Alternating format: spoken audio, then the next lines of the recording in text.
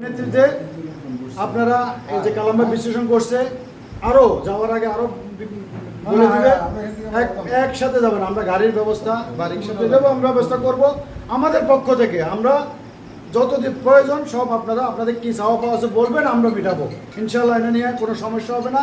তবে সবচেয়ে বড় কথা হলো আমি বিশেষভাবে বিনীতভাবে অনুরোধ, আমাদের দলকে শক্তিশালী করার জন্য অবশ্যই 13 তারিখ যত কাজ থাকে এটা রিকোয়েস্ট থাকবে, সব কাজ রেখে 1 থেকে 2 ঘন্টা আমাদেরকে সময় দিবেন, যাবেন ওখানে জেলা নেতৃত্ব থাকবে, থানা ওখানে উপস্থিতির প্রয়োজন আছে, ওরা দেখবে রায়পুর উত্তরের মানুষ কত সচেতন, কত রাজনীতি করে, কত রাজনৈতিকভাবে মানুষের গুরুত্ব আছে, সেটা তাকে প্রমাণ করব।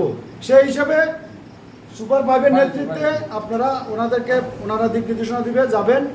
ওই যে যেভাবে বলছে বেস থাকবে, আপনাদেরকে গলায় বেস দিবে, আপনাদের ভোটার নির্দিষ্ট লিস্ট দেওয়া আছে, একসাথে যেতে হবে, একসাথে প্যান্ডেলে ঢুকাবে যাবেন। আশা করি আপনারা আমার কথা বুঝতে সমস্যা হয় নাই। সবাইকে আন্তরিকভাবে ধন্যবাদ। আজকে হাজির হওয়ার জন্য আপনাদের অনেক সময় নষ্ট করছি, সেই হিসাবে ক্ষমা প্রার্থী, মনে কষ্ট রাখবেন না।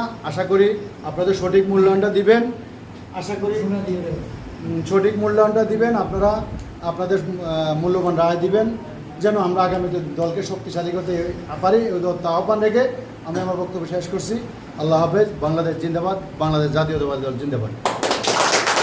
এখন আমাদের সম্মুখে বক্তব্য রাখবেন আমাদের এই